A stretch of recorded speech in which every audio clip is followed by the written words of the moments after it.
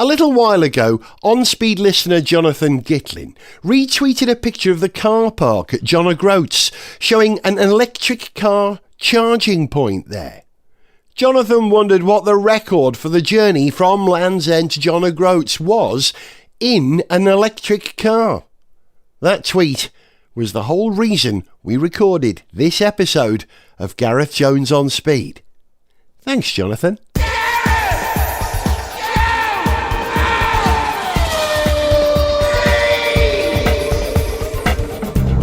Hello, welcome to Gareth Jones on Speed. I'm Gareth, he's Zog. Hello.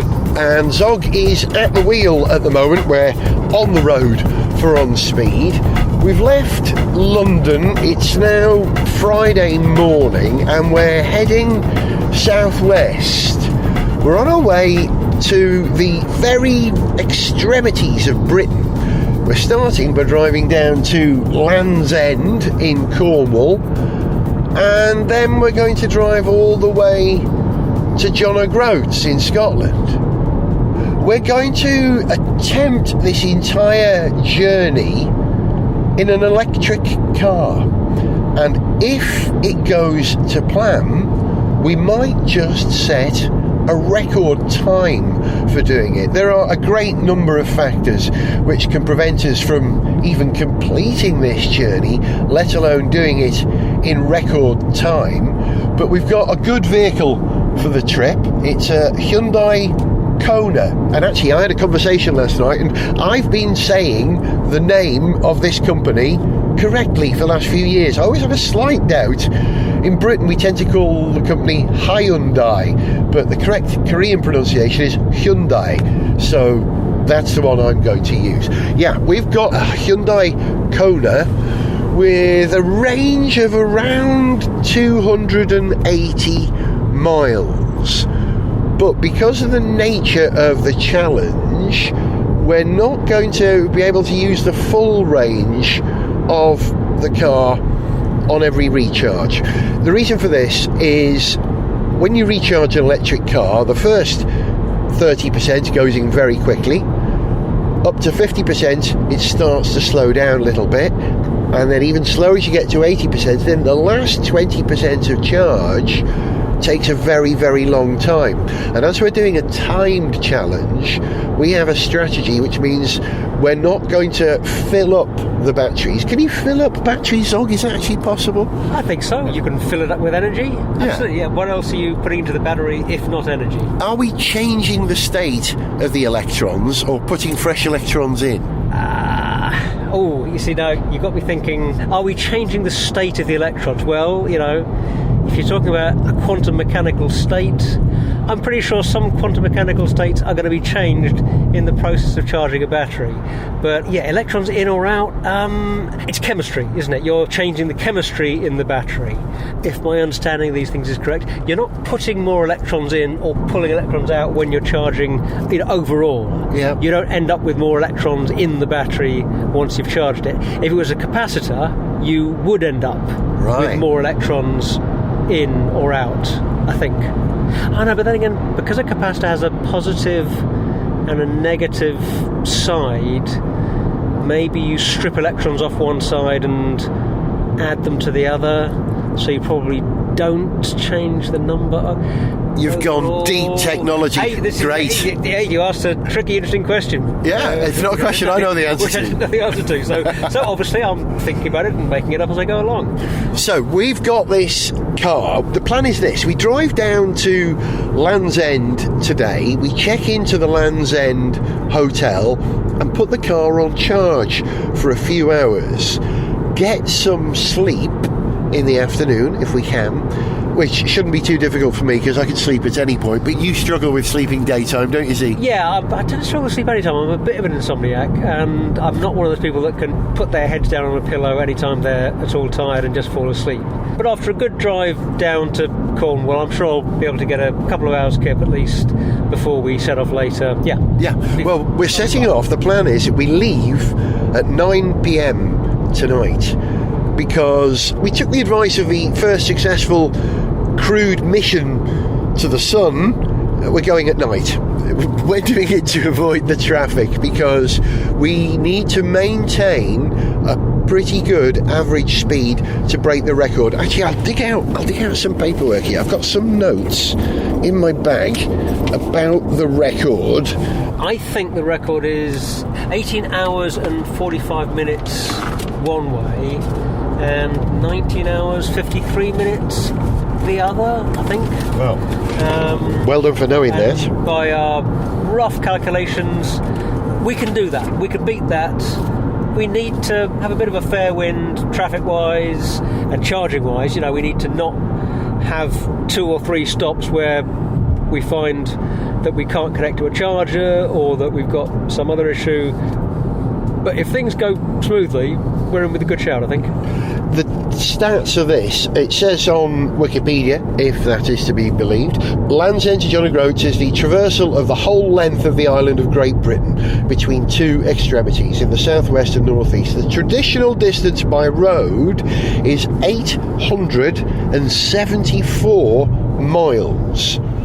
However, Google Maps calculated in 2017 that the fastest route by car from the Land's End Visitor Centre, which we're making our official start point, to John O'Groats has been 837 miles. So we'll see what mileage we actually record. 837 sounds a lot closer to what my route planning had come up with than, what was the other, 870 something you said? 874 was the old traditional one, yeah. In 2011, Kevin Sharp and David Pilo competed the first end-to-end run from John O'Groats to Land's End in an electric car over 2 days, using only charging stations available to the general public. They did it in a Tesla Roadster. Then in 2015, Jonathan Porterfield and Chris Ramsey beat the record in a Nissan Leaf using the public recharging network. They did there and back. The route south took 28 hours and 38 minutes. Wow. And the return trip 27 hours and 46 minutes. That's because the range of the Leaf would have only been about 100 miles or thereabout when they did it. Then later, just a month later, in October 2015, Jeff Allen and his son Ben Cottam Allen beat the previous record. They did it in a Tesla Model S. They did the journey northbound in 19 hours and 45 minutes. So that's our target, right? We've got to beat 19 hours and 45 minutes. Was it? Yeah, okay. And then they did it southbound in 18 hours and 53 minutes, knocking almost an hour off. I had my hours and my minutes crossed over there. Well, I think because it's quicker coming back because it's downhill from Scotland, isn't it? Is it? Yeah. Okay. Actually, Scotland is slightly higher than England because after the Ice Age, when the ice sheet melted in the north, Scotland swung up again. It had been compressed more, it had been squashed down more by the ice sheets. Yeah. Except I'd place a fairly heavy bet, though, that the Scottish coastline is at more or less the same altitude as the English coastline. Yes. It depends which bit of the country you're talking about. Yeah. But yeah, on average, Scotland is higher than England, I guess. The record, as far as officialdom is concerned, is a bit blurry. It doesn't appear that Guinness recognise a record for Land's End to John O'Groats and back, or as it's abbreviated, LEJOG, Land's End John O'Groats, LEJOG. The Guinness record isn't for the fastest time, but for the shortest charging time for that journey. And the record set in that Tesla Model S in 2015 was 3 hours, 44 minutes and 33 seconds charging time. So we're going to be doing everything we can to record not only the time it takes us for the journey, but our charging time as well. Beating the charging time record would certainly help with beating the overall record, because if we reckon that the drive is about maybe 14 and a half hours, which is sort of at the upper end of what our route planning has usually said it would be, let's say 14 and a half hours, 3.5 hours charging on top of that gives you 18 hours, which would give us the record, and that 3.5 hours charging would be a little bit under the charging time record. So right. We won't be able to officially record this, I believe, as a Guinness World Record, because you need to apply for a Guinness record before you make the attempt, and you need 3 months notice unless you are willing to pay 500 quid and get it processed in a week or two's time, which we didn't do, but that's all right. We're going to have our attempt, even if it's unsuccessful, recognised by the Land's End to John O'Groats Association, a group of people who make this journey on bicycles, on foot, on electric mobility scooter, and now on electric vehicles. So it will be a record. It might not be a world record. Now, the charging strategy, we're still learning about charging this car. I've put some electrons in it, or changed the state of the electrons or the chemistry in the battery. Yesterday, we've got a range, we reckon, of about 280 miles. We're down to 234 at the moment as we head towards Bristol and the southwest. But we're going to recharge, we reckon, 4 times, Zog. You've done a calculation. Yeah, I reckon a 4-stop strategy is about what we want to be aiming for on the record attempt. Now, actually, the number of times that we stop matters less than how much time we spend overall charging. And as you were saying earlier about the charging rate of the battery dropping after you get to 80%, that's a key thing.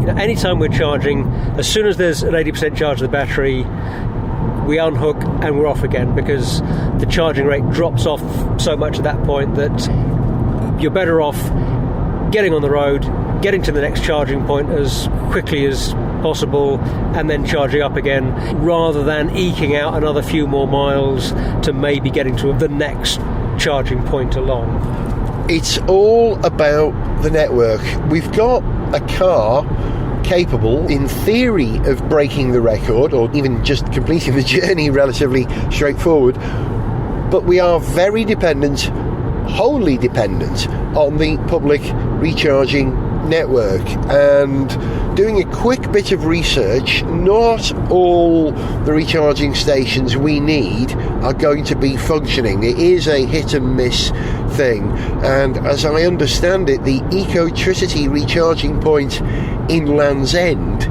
isn't working. I need to double check that today. So as we approach Land's End, we're going to have to recharge somewhere nearby, and then perhaps trickle charge on a 7 kilowatt charging point, which is very slow. This car, the fastest we can recharge it is 50 kilowatts using a Type 2 CCS recharger. There's only 2 other ways that you can charge faster than that. One is Chademo, which I don't believe this car can use, and the other one is the Tesla supercharger network, which operates, I believe, 140 kilowatts, which is a huge difference. So if you want to break our record, the faster your recharging point and the more widespread your network will help you.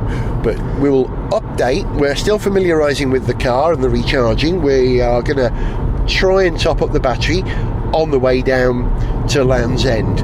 Wish us luck.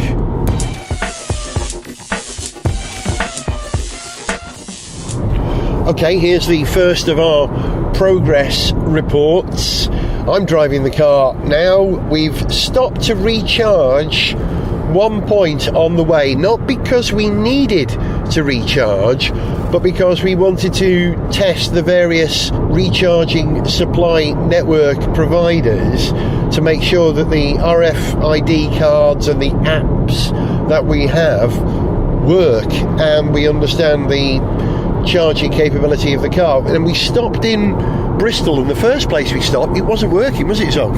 Yeah, we had a slightly worrying hiccup in that, the first time we stopped to charge up on our journey, the charging point says card not recognised when I touched it to the screen. Now, it turns out that the Polar/Charge Your Car helpline was very helpful in that they were very quickly able to tell me that it was a problem with that unit. It wasn't showing on the network availability yet, but there was some problem with that charging point, and we found another one about 4 miles away, and we were able to top up there. I think there was a bit of a shame about that, I thought, was that we'd rather wonderfully managed to find a charging point in Bristol Science Park, I think it was, which was on Dirac Crescent. Science. Just off Feynman Way. Science. Oh, yeah, so addresses that are referencing, for anyone who's not as much of a science geek as Gareth and me, two very, very great physicists of the 20th century, Richard Feynman and Paul Dirac. I guess if we ever get to a charging point on Heisenberg Avenue, we'll be in clover. Yeah, we'll be absolutely made up. But we'll be uncertain if it's working or not. Oh, very good.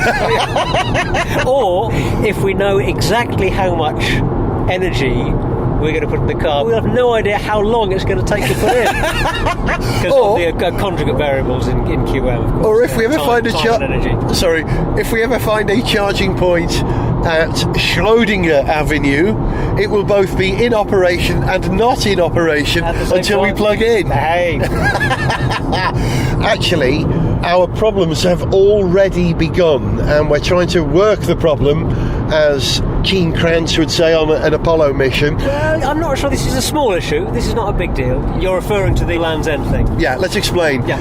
We are hoping to get a few hours sleep in the hotel that we've booked day rooms in Land's End, and to put the car on a charge so that when we leave for the challenge at 9 p.m. tonight, we have an absolute capacity charge of 280 miles or more on the car.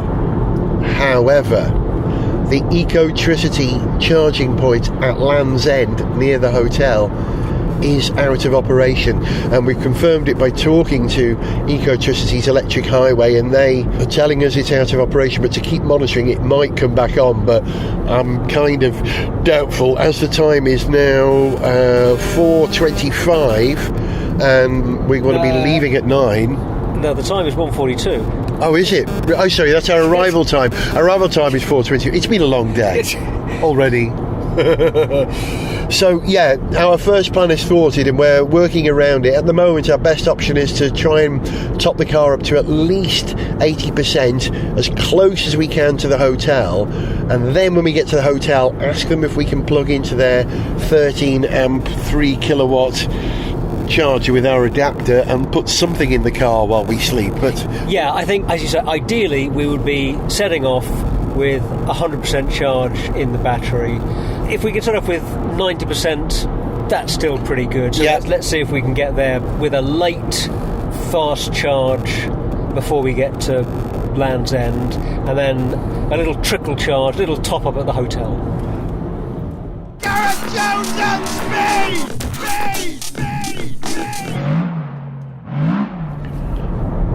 Another update, we are still en route to Land's End. It hasn't gone terribly well.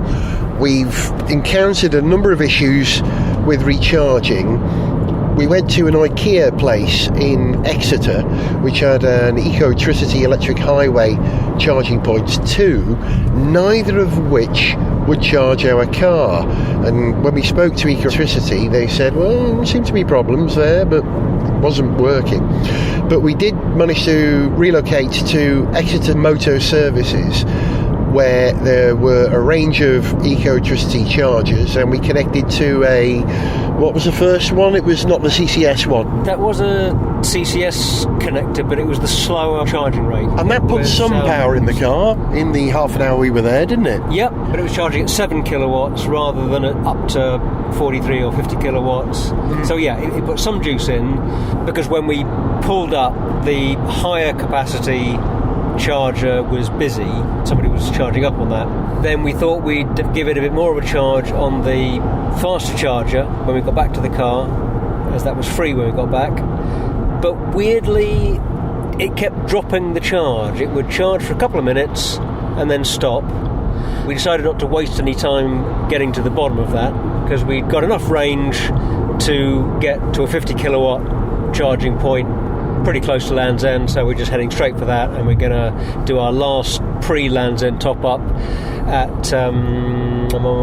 Tolverton Community Fire Station, was it? Something like that. Yeah, I think you're right, yeah. Curiously, the 2 or perhaps 3 occasions on which it dropped the charge, it said due to a car fault.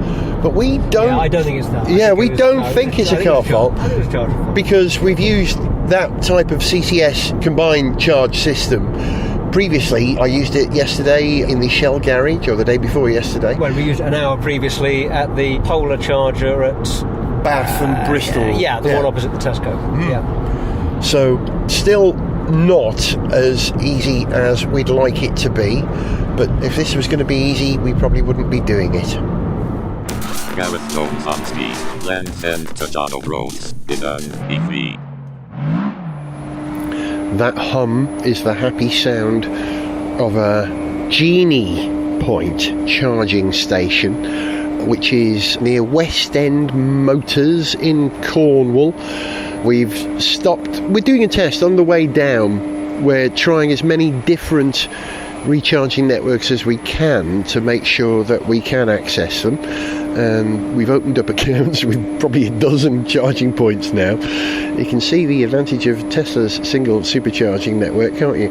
But needless to say, we are charging at a tremendous rate at the moment. I think 43 kilowatts. Let's see, we've put 9 kilowatt hours in at the moment.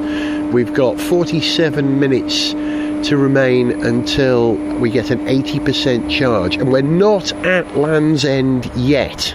And judging by the time it is now, which is 6:30, we're not going to be finished here till 7:30, and it's about an hour and 20 minutes to get to Land's End from here, which means we won't have time to get any sleep at all when we get to Land's End, which means we're starting this journey not only with a car without an 80% charge, but Zog and I won't be recharged in terms of sleep as well. It's taken us quite a bit longer, Zog, than we would have anticipated so far, which doesn't bode well for the challenge. Well, yeah, it's taken us longer to get here than we'd figured, but we spent a lot more time. I mean, there were a couple of bad spots of traffic along the way, which we should be avoiding because we're going to be doing as much driving as we can in the middle of the night to avoid that kind of stuff. And we spent a fair bit more time on the way debugging, charging with Ecotricity and charging on the Charge Your Car network. Yeah, we had a couple of duff chargers and then had to find alternate charging locations. And we spent a bit longer than, we might have done trying to get the charger at the IKEA working before we went on to the next one. So I'm not taking it as any kind of, bad omen. I think that's just that happened on the way here. It's what it is. And hopefully we won't endure the same effluent on the actual challenge part of the journey, which is not yet started. Gareth Jones on speed.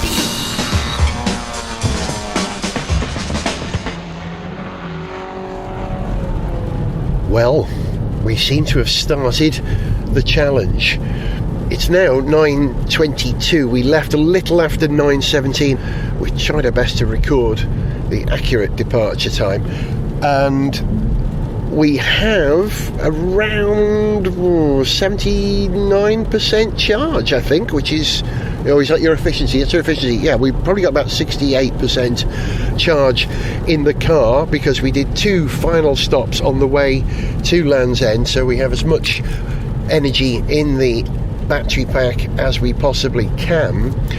We didn't manage to get any rest before we're taking off, but here we flipping go. Hopefully those of you who have followed us live on Google Maps will know about our progress, and we'll give you some updates. Our first stop we estimate to be around 190 miles or thereabouts, roughly around Exeter, where we're going to try and put in another 80%, which will give us another 200 miles. So every sort of 3 hours we'll have to stop for about an hour. That's the schedule.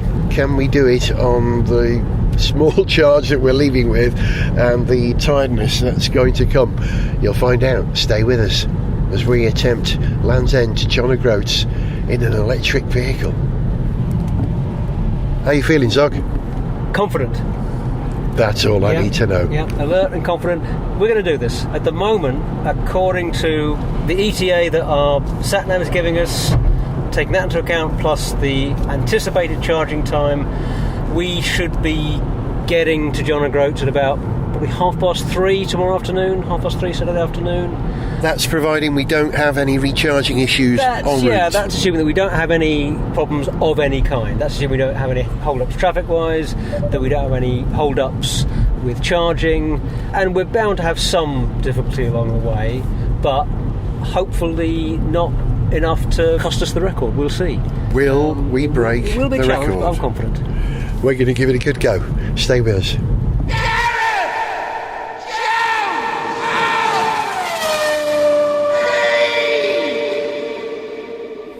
20 to 12, and we're at Oakhampton Services, just to the west of Exeter.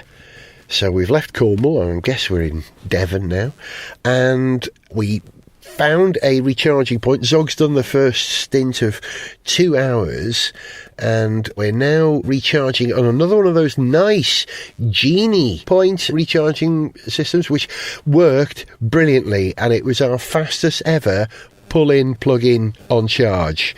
It happened in moments, which makes me very confident, because we were a little nervous about this whole thing in the experience we had on the way down, but so far, well, I know it's our first stop, but so far, so good. Zog's got the Zap map out, which has been invaluable. You couldn't possibly do this without Zap map, because we can target rapid charges en route. We can put in all sorts of data about the car and what percentage energy we had in the car when we set off, and how much we want in reserve for when we get to a charging point to allow us to get to another one.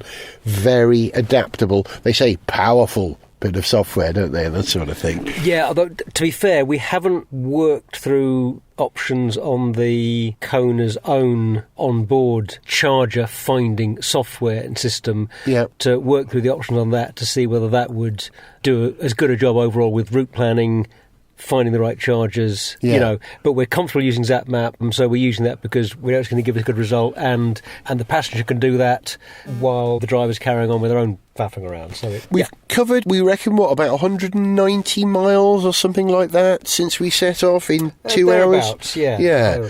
We set off with 190 miles range. We rather stupidly forgot to reset the trip computer before we left. But we do have a still frame of the starting point on the sat-nav, which means we can back calculate. Yes. Yeah, we hope. Well, of what the sat-nav says? Yeah, but we've reset the sat-nav since we left, yes. So that's not going to do any good. Because we had to double back to get here. Oh, it's complicated, this. That's the thing about EV driving. It requires an awful amount of planning and a bit of flexible thinking. But that's the future, isn't it? Right, we've got another 36 minutes, it says, on the counter in front of me before we have an 80% charge. And then it's my turn to do stint number 2.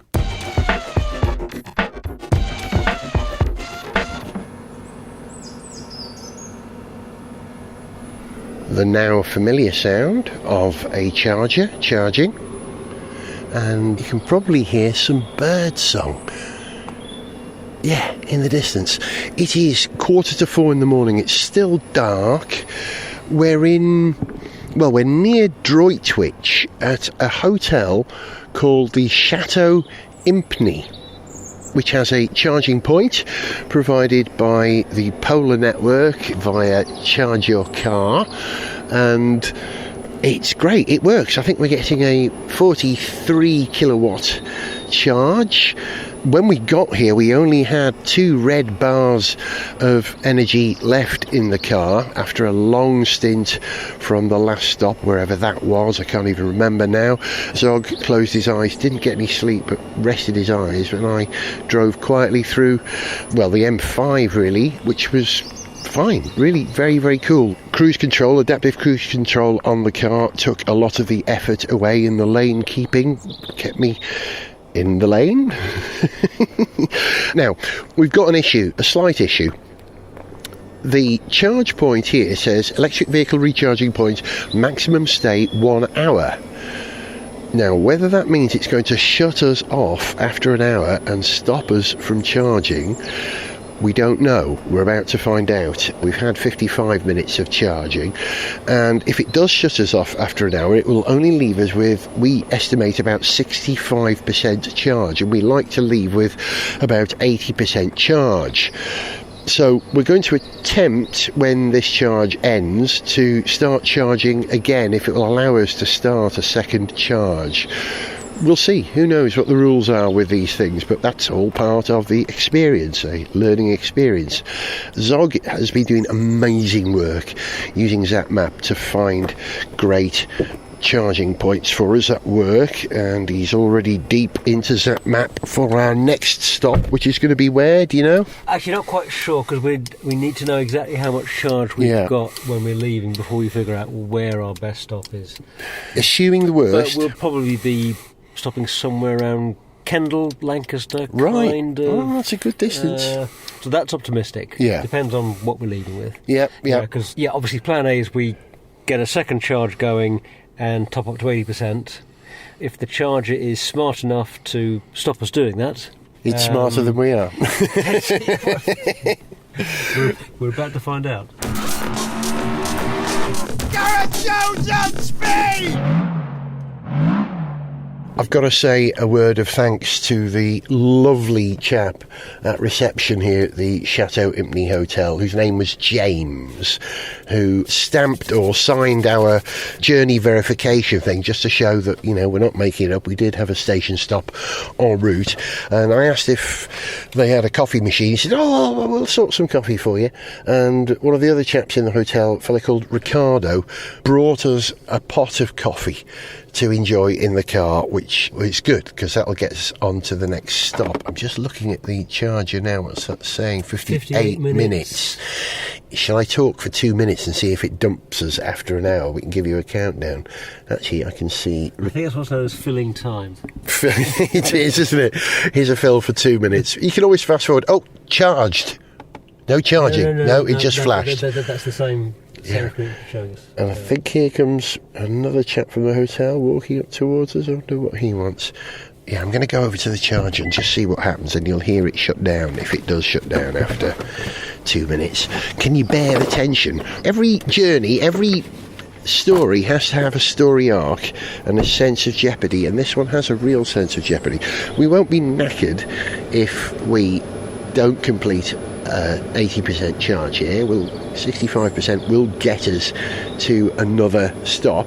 It's saying 59 minutes at the moment, so if you want to set your stopwatch now and join us for the next 1 minute of this epic journey, and let's see what happens. This is hopefully good information for you if you're planning on buying an electric car or leasing one and making very long journeys with it. You'll want to know how the network works in extremis. I should say that we're asking a lot of an electric car. There are those who say if you want to do really long journeys, you should get a train or a plane. Are we asking that much of it? I mean, electric cars are being offered as everyday vehicles for everyday people. You know. And this is something you do every day. As soon as I said that, I thought, what we are doing is clearly not an everyday activity. No, obviously what we're doing in covering this many miles in as little time as we can is pushing the envelope. We're not trying to get tremendous speed out of it, but we are trying to cover a lot of ground in as little time as we can. I mean, in a way, it's really more of a test of the charging network, I think, than it is of the vehicle. Correct. Because once you've used up your initial range, the rest of your trip is spent charging up and then using the charge that you've put in the car on the road. Yeah. And assuming that you've got kind of roughly comparable efficiencies between vehicles, how long you spend charging is going to be a very big factor in your journey. Yeah. And whether you can charge up when you want to charge up, or whether you have to take any deviations off your route, whether you've got to make any detours to charge. And obviously you don't want to do that. You want to be able to just charge up at convenient spots all along the way, wherever suits you. Mm-hmm. Now, so far this is working out for us. We've only had to come a mile or so off the motorway, if that, to find our charging spots. And interesting, no, this it's is, gone yeah. over 60 minutes. It's now showing 61 minutes. We've got 65% charge, 62 minutes now. Charging voltage, by the way, 386 volts.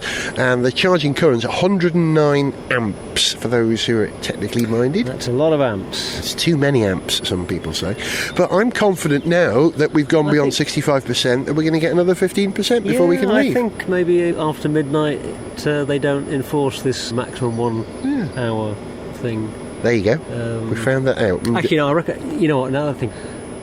I reckon the 1 hour thing is just a parking restriction Right.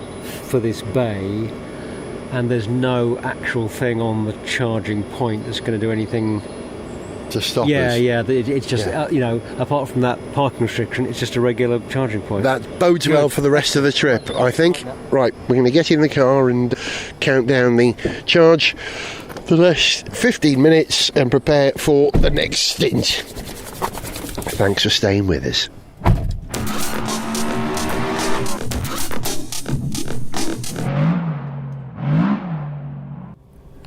Good morning.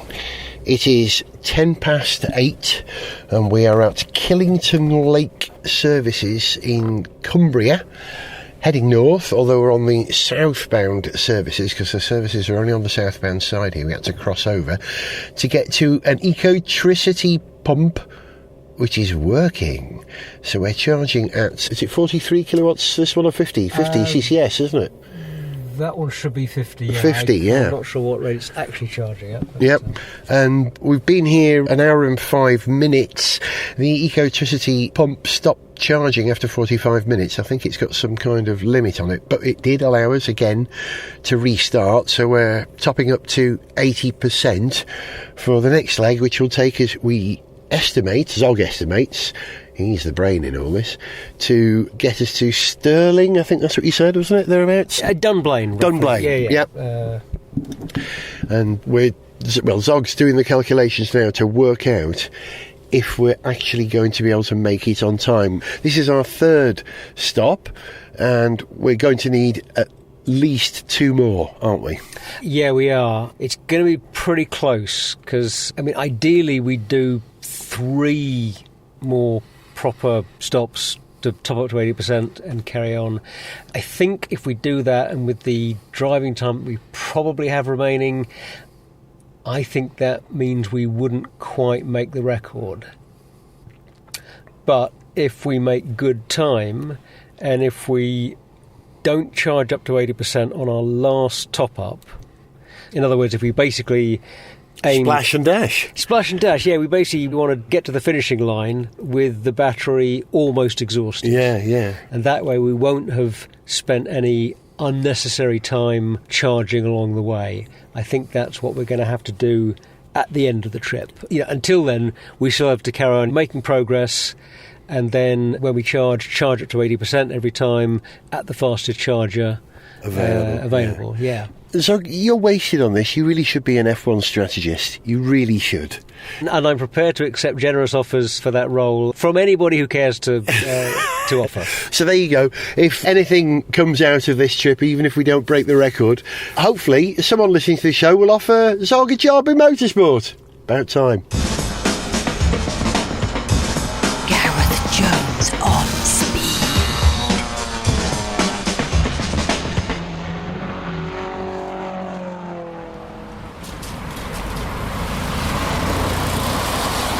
The sound of cars with internal combustion engines, heathens, driving into Renfrewshire Recycling Centre, where we are doing our penultimate top-up. Well, our first top-up in Scotland. We arrived here about 45 minutes ago. We've got another 15 minutes or so on a 50 kilowatt charger, which will give us another 80%. And we're getting roughly around 160 miles per charge at the moment, although the last section was a bit less because of the mountains in the borders and in southern Scotland. Mountains tend to sap power. We had to divert to a rapid recharger because we didn't have enough energy in the battery to make it to the one that we had targeted. Zog, what's your projection? Well, we're up against it. We've got a lot of driving still to do, and we will need to stop once more before we get to John O'Groats for a last top-up, and we'll see exactly how much we need to put in the battery at that point. So we need to make some good time on this last bit of the journey. I'm just sort of holding my breath now. It's I know. It's close, isn't it? Yeah, this is definitely doable, but it's tough. I think we haven't been quite as efficient with the route as we could have been, because we've probably added a few miles where we hadn't realised that we were adding quite the distance, because we've had to maybe go for an earlier planned recharging point than we'd anticipated, and then in order to get a fast charger, because we don't want to spend the length of time that it would be on a slower charger, we've had to take ourselves off our route and then get back onto it. Whereas if we'd been able to make an anticipated stop, we wouldn't have lost so many miles there. I don't know, maybe after the event we can sort of see where we might have lost any time. But it's interesting that whether it's being a bit lucky or whether we've just been moderately smart / sensible about using the available tools that give you live information about what the state of charging points is. We're checking charging points before we get there. We haven't had any charging problems on the actual record run. Everywhere that we've pulled into stop and charge at, we've been able to get charging very quickly and easily. We haven't had any hiccups. Well done, because we debugged those the best we possibly could on the way down and worked out that we shouldn't rely on ecotricity. Although, fair play to them, the ecotricity stop that we made today was great. Went very smoothly. We had no problems with that. Actually, no, that's not quite true. No, it did drop the charge after 45 minutes.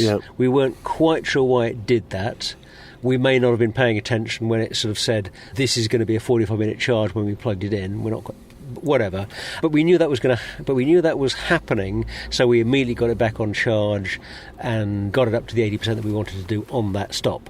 Now, we've got a countdown timer here somewhere. Zog, you brought a second phone. We've got a running stopwatch. A stopwatch, and what's our time on that stopwatch at the moment? At the moment is... 14 hours and 39 minutes and 54 seconds. There you go. And we're still perhaps 10 minutes away before we depart. I'm going to drive, I'm going to double stint. I'm going to do this next stint, which will allow you to make decisions about where our next stop should be and programme all that. And then you can take us over the line as I commentate, so I'll sit in the passenger seat for the last bit. Okay, very good. That's the plan. Wish us luck.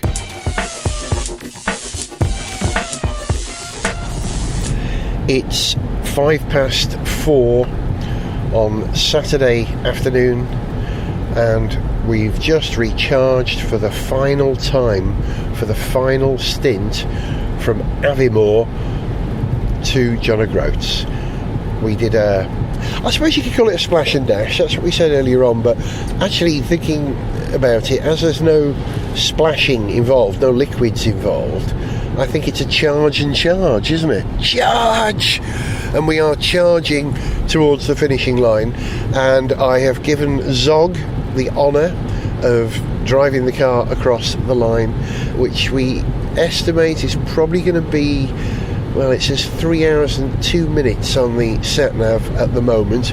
Will that give us the record? I'm not saying. What do you think, Z? It's a big ask, isn't it? Well, spoiler alert. Yeah, it's a challenge. We've got 144 miles to cover in 55 minutes if we want to break the record. Right. That may be problematic. Windy Scottish roads. That may be impossible. That's not going to happen. No. And I know Zog's disappointed at this stage, but I'm not, because I've enjoyed the challenge. Oh, I've enjoyed the challenge, but we could have done this, and we've failed. I'm not happy about that. I don't think we failed. We failed gloriously. Actually, we didn't fail gloriously because it wasn't a pathetic failure. Well, it's, you've got to... If you're trying to achieve a particular objective and you don't achieve it, what else do you call it? I'm not saying we have to be too hard on ourselves for this or, be too upset about it, but we're not going to do what we set out to achieve. That said, we've learnt a lot about what it's like using the charging network in quite a Hardcore way. Yeah, quite a demanding way, because we need a charge, we need it now, we need a lot of it, but we've needed that all along the way. So it's been an interesting exercise in that, in doing a proper big road trip with an electric vehicle. I've also found it fascinating driving from one end of the country to the other, like this, seeing the changing scenery. It would be nice if it hadn't been pissing with rain quite so much, and we could have enjoyed the Scottish scenery a little bit more, and all those beautiful bits of Birmingham were slightly shielded from our eyes by all those roadworks, so there was that shocker as well. I've got to say, if you've not done this drive, the Cairngorms are fantastic, and that's a Welshman saying that. He's used to seeing the Welsh Rockies or the Welsh Alps, or only the Cambrian Mountains. I've always described Scotland as Wales on steroids, and I think that's a fair comment. Cairngorms, that huge, what I presume to be a glacial valley, forgive me if I'm making an assumption here, but it was dramatic. A pleasure to do, even at 60 miles per hour in the rain, in a line of traffic on average speed controlled roads. It was still a pleasure, wasn't it? Oh yeah, stunning. And electric motoring is pleasurable. As you know, electric cars offer tremendous refinement, tremendous 0 to 40 performance, and instant torque at any speed. So if we've ever needed to go quickly, it's not been a problem, has it? The traffic's been a problem, and recharging quickly hasn't been a problem for us, as we've said, on the challenge part of the journey. It was only thanks to ecotricity on the way down to Land's End that it was tricky. Everything we've come across so far on this journey, even that ecotricity stop, has been really, really good. Yeah, although that said, in the kind of analysis that I've already been trying to do in my head as to how we could have done this quicker, I think we did a couple of stops that weren't 50 kilowatts. We had to use a couple of 43 kilowatt chargers, I think. That cost us a bit. That would have cost us a bit. Also, leaving Land's End without a capacity charge. That was a function of arriving in Land's End late because of the charging issues we had on the way down to Land's End. If we'd actually got to Land's End with 6 hours to spare before we start, we could have put the car on charge. Actually, we couldn't. It wasn't working. That's right. It wasn't working at Land's End. That's right, yeah. So we had to top up fairly close to Land's End so that we could then leave. I mean, our plan was to leave. We figured originally that we'd leave Land's End with maybe a 90% charge. That was what we were thinking of. Yeah. That cost us. It's all about efficiency, isn't it, with electric cars when you're doing a challenge? I mean,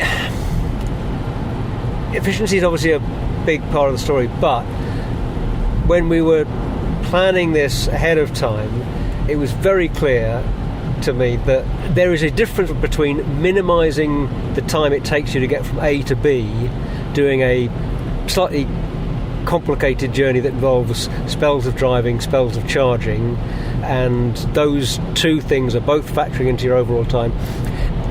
There's a difference between minimising that time and maximising your efficiency in terms of how far you can go on a single 100% charge. Yeah.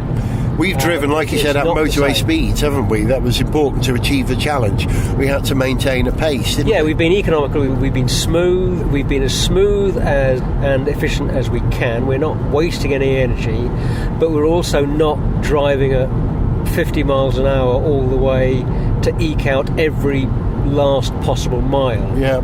Because you don't need to eke out every last possible mile. What you need to do is to get to that next charging point as quickly as you sensibly can, charge up there as quickly as you can, and then repeat and repeat and repeat until you get to the end of the line.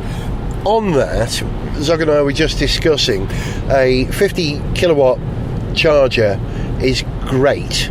43 kilowatt charger, okay, but what would make a real difference is if we could find a 100 kilowatt charger for this car. Our Tesla have like 140, I think, and that shortens the recharging time, which would have saved us.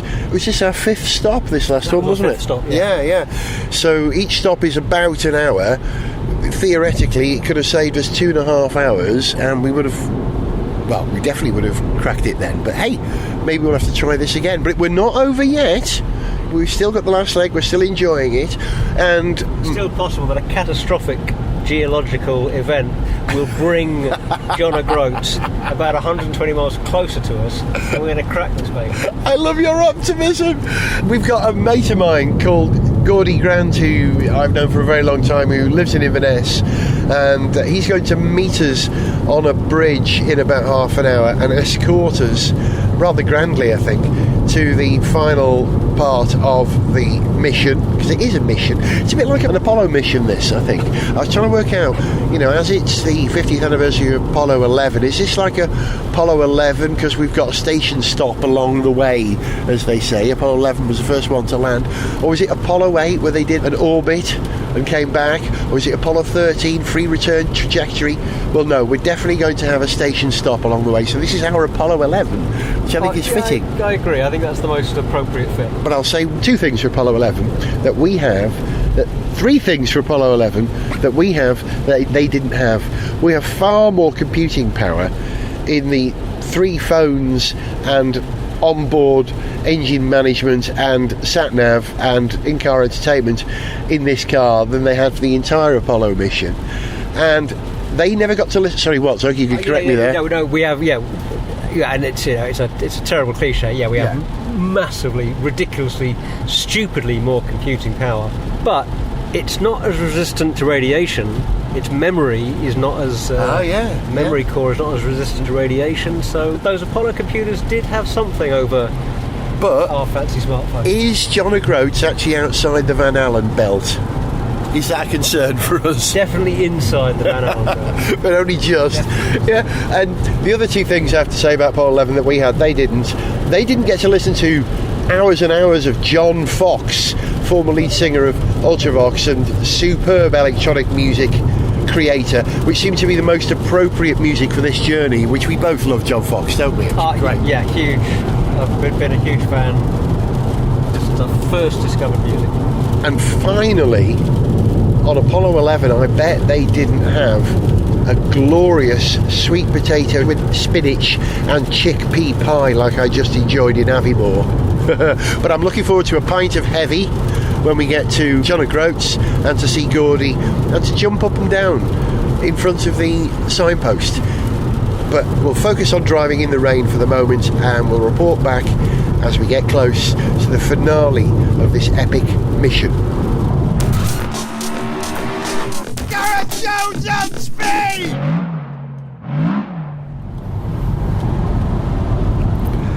We're not at the end yet, but as we get closer to the final stage of this epic journey, I have to say I'm very excited for a number of reasons. First of all, we keep seeing some lovely classic cars going the other way. We saw Capri earlier on, we saw Amazon X19, yeah. So I remember seeing a lovely Cortina on the M6 a little bit earlier on, a Cortina Mark 1, but that was a little while back. When you're a car nut and you're doing a car thing, seeing lovely cars like that warms your heart. I think there's a vintage car or a classic car show on around here, or has been on in the next day or two.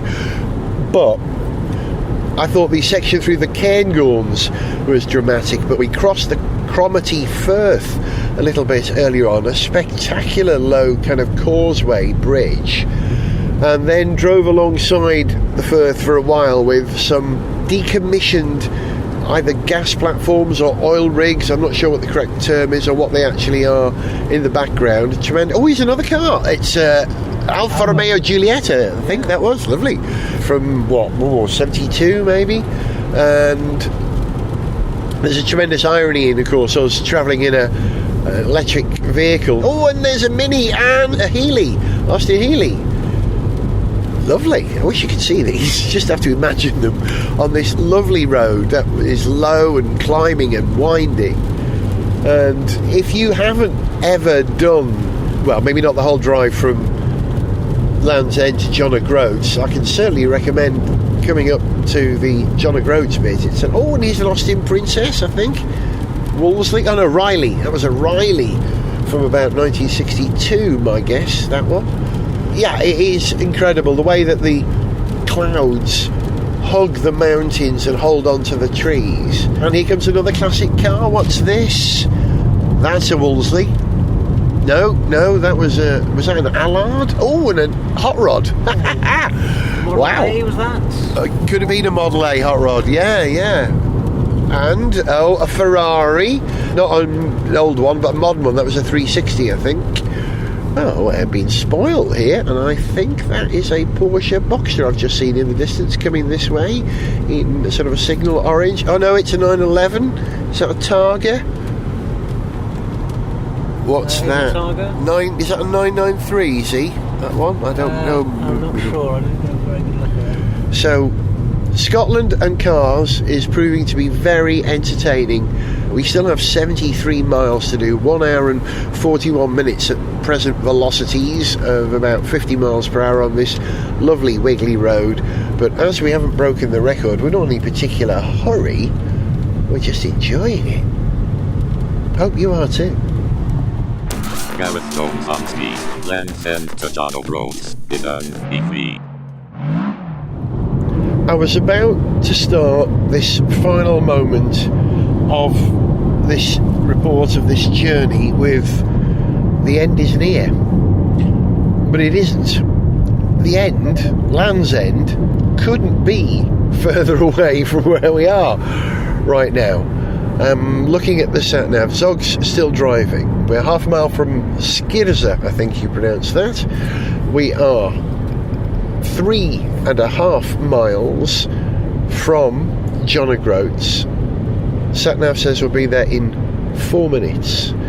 We're doing 65 miles per hour on a lovely winding road, surrounded on one side by high moorland with wind turbines on it, kind of appropriate for this trip. I was doing it in an eco car. And on the right hand side, the land falls away, little houses peppered amongst the yellow gorse, which I described as iridescent earlier on, and Zog corrected me, because Zog does that. That's what Zog's for, because it's not iridescent, it's not metallic, but it is vibrant. It is, what was the word, saturated, you said, didn't it, Zog? Yeah, it's a very saturated, strong yellow colour. Like the colours on the Grand Tour, slightly cranked up too much. It's not dark because it's 6 minutes to 7, and probably at this latitude, at this time of the year, does it get dark at all? Not for a while anyway. And it's relatively clear. The rain has largely abated. A few spots of rain on the windscreen. And ahead of me now, I can see, is that Orkney? Is that the Isle of Orkney that's off John O'Groats? Forgive me for not knowing it, but I rather suspect it might be. And yeah, I haven't done my homework, have I? Little island off the most northern point of mainland Britain. And we're approaching it. We are now 2 minutes away. Zog's done an amazing job navigating, scheduling the stops, calculating the stops, working out an optimum strategy for this approach. And so he's driving the car across the line, which allows me to commentate. We've got 24 miles left in this extraordinary car. We've just crossed the line that says John O'Groats. There's a place there, John O'Groats Guest House, down to 40 miles per hour, and the sea is ahead of us. How far to the signpost? Where's the actual point? Still 1 mile away, 1 minute away, according to SatNav, which is actually taking us into the middle of John O'Groats. Perhaps, is that where the signpost is? Oh yeah, maybe the Is that the middle of town? I don't know whether we've actually got it set to take us to the landmark. Go straight on to the landmark, I suspect. You want to go there and then probably straight Oh, and there's a Porsche 944 all decked up in stickers to celebrate your arrival. Zog, a red one going the other way. We've seen a succession of cars. Something's been going on because there have been a bunch of cars stickered up. Yeah. Classic cars coming the other way, so that they've obviously been somewhere. And not necessarily classic cars, sort of beaten up cars like old Volvos as well. Well, I think beaten up old Volvos. There's a Venn diagram on which beaten up old Volvos and classic cars. Yes, we're not has quite a significant intersection. Yeah, I think they're 90s Volvos, aren't they, or turn of the century Volvos. John O'Groats filling station on the left. John O'Groats ferries to Orkney Strait ahead. Your destination. Did you? Landmark left or no? Landmark straight on. Yeah. Try straight on. Who used to know? Let's go straight on. Northwest Highlands tourist routes behind us. No, go straight on, I think, see? We're searching on SatNav to find charging station, Point of interest. Yeah. Tourist travel might be. Tourist office, no. Keep going, Z, because there's water ahead of us. It's got to stop at some point. There's a caravan park to the right, full of RVs, as the Americans say. There's stickers all over a signpost there from people who've marked their journey here. Tourist Information Centre. It's got to be by the Tourist Information Centre, surely.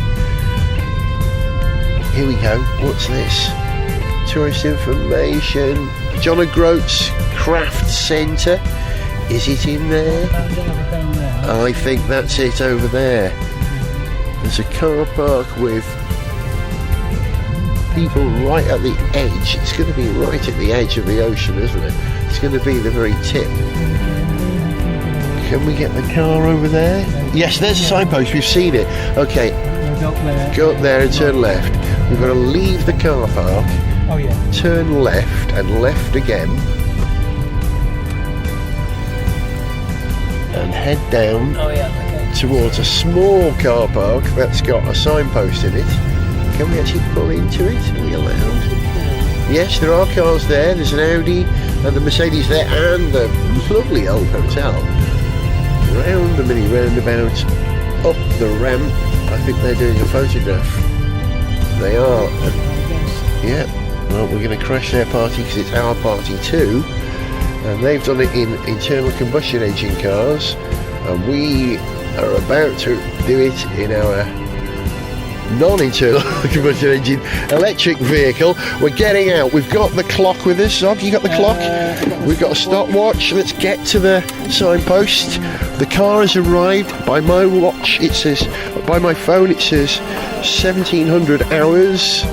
Hi guys. Let's just get to the signpost and touch the signpost. And the clock, Zog, says what? 21, 43, 11. Hold it in front of the signpost. Can we actually read that? Yeah, get it. Yeah, you want it? Yeah. You want to expose it for the screen. We're trying to take a photo, record a podcast. Okay. Trying to do too many things first. How's that? Yeah, did we see that? I can't see it. Hold it up right alongside the Land's End sign. Really close. This is the Land's End sign. It's hit there. Yeah, okay. Yeah. Oh, in fact, yeah. Hold it up on it, Zog. You can't see it. You need to expose it to the phone, not Okay. to the phone. I need an extra hand to do that. Hang on. We go live to the chaos and choose, okay, manual exposure, yeah. Try that. Try that. Can't see it, Zog. Hold it down for me. All I can see is your reflection. That's it. Okay, 21:44 it says. Okay. So 21 hours and 44 minutes by the time we recorded it. Zog, congratulations. Nice work. Yeah, nice work. Unbelievable work. Thank you very much for listening, you guys, as we witted our way for the last 21 hours from the other end of the country. And we didn't set the record, but we knew we were going to set the record a little while ago. But we had a hell of a trip, and we've proved that it's very doable, it's not any great chore, and we could do it quicker. A chap did it in a Leaf in 2011, took 2 days. Chap did it in Leaf in 2015, took 28 hours. A chap did it in 2015 in a Tesla and did it in 19 hours 45 minutes. And we did ours in 21 hours and 44 minutes. Yep. So we're second. Yeah, that's quickest of the losers, isn't it? With no disrespect to anyone else who has attempted a Land's End to John O'Groats challenge. I see it as top two. We are one of the 4 people who've done this, and we are the top 2. That's true. No, we almost on the top tier. I'm happy to say that we're part of an exclusive club of fools who decided that it was a good thing to take a road trip all the way from Land's End to John O'Groats to prove some kind of point. And hey, we had a blast, and we're here. And it's cold, but it's refreshing. Yeah. And the view is amazing because we're looking over a tiny harbour with the John O'Groats ferry in it and a little safe haven, a safe harbour with a couple of fishing boats in it. I can see 3 here, and everything else is just the North Sea. There, from one end of Britain to the other. What a marvellous thing to do, and I'm so glad you joined us for the trip. Thank you very much indeed. He was Zog. Goodbye. I was Gareth, and this was Gareth Jones on speed, Land's End to John O'Groats in an EV. See ya. Very good. To send us an email, see pictures, get song lyrics, join our Facebook fan site, follow us on Twitter, or to find out about sponsorship opportunities, go to garethjones.tv. Very quickly before I sign off, if you want to know all the stats from our challenge, they're available on the dedicated page for this episode of the podcast on my website, garethjones.tv. And if you followed us live on social media or tracked our progress live on Google Maps live tracking as we made this journey, thank you for your support. But most of all, thanks to Hyundai UK for supplying us with a tremendous vehicle which never put a foot wrong. Maybe we'll attempt to break this record again someday. Maybe.